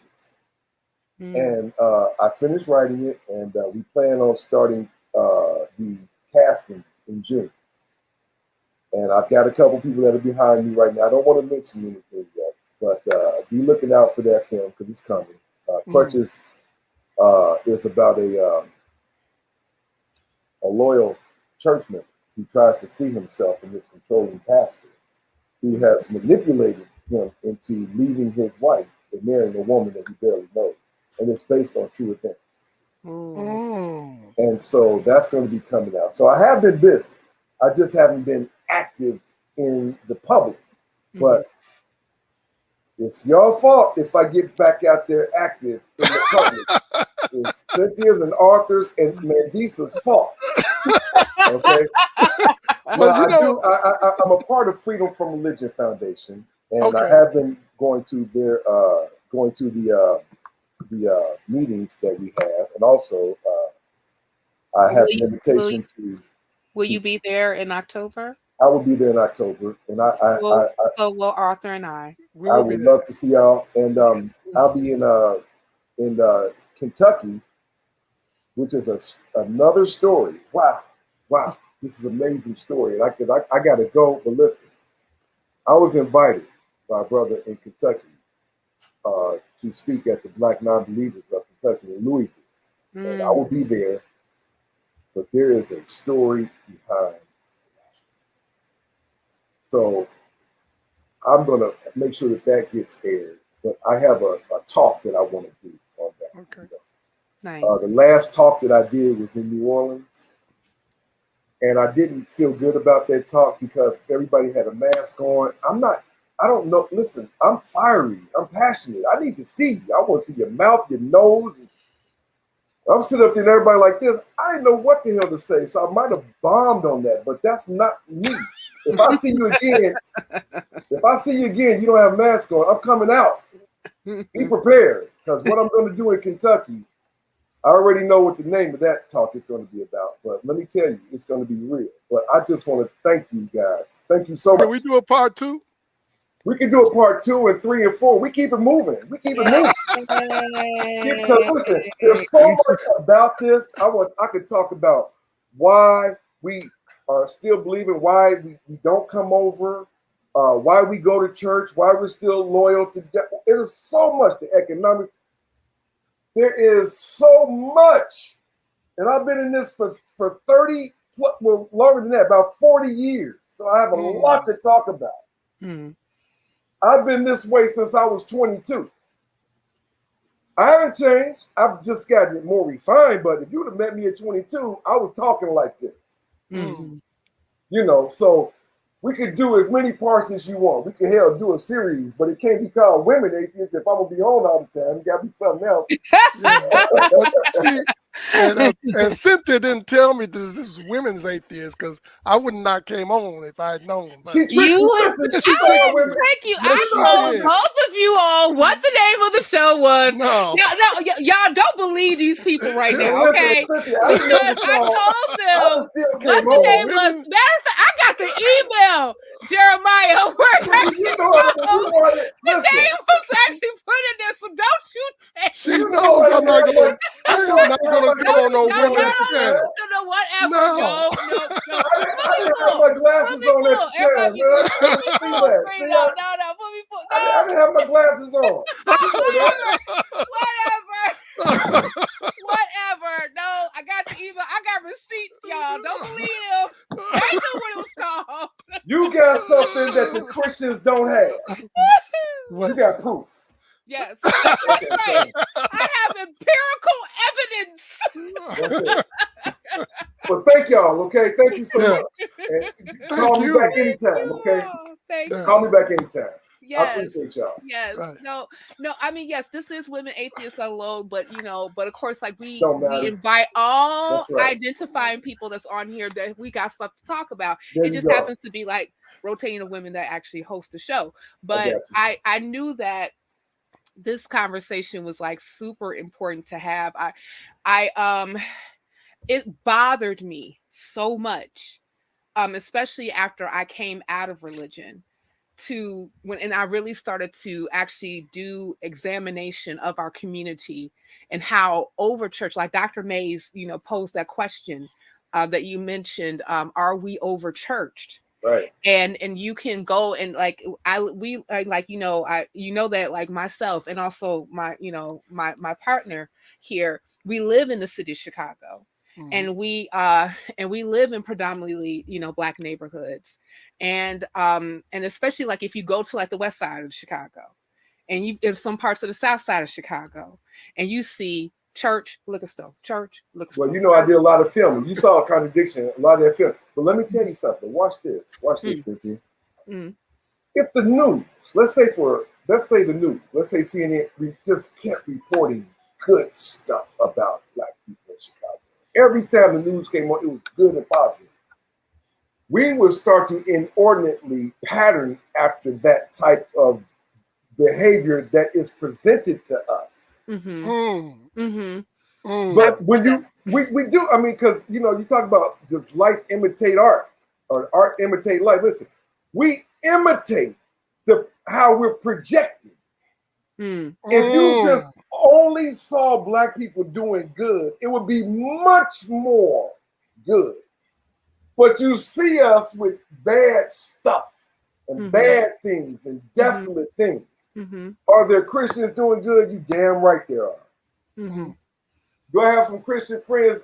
Absolutely I do. And they're good people. I got some good Christian friends that believe in this God, and we can break bread together, and I would take him with me wherever I go.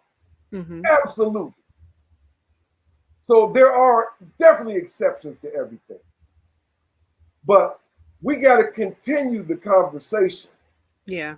We got to continue the conversation because I don't stop what I'm doing in my local life until somebody kind of tugs at me. And Cynthia, you awakened me. You see, because I was, you know, you saw Pulp Fiction, right? Yeah. Well, I was sitting there eating my muffin, you know. Same thing. I was out there cutting the grass, minding my business. And I got this invitation. So thank y'all again, okay? But I definitely got to run. But I appreciate y'all, okay? Thank you. Right, thank you. So much. I will be in touch.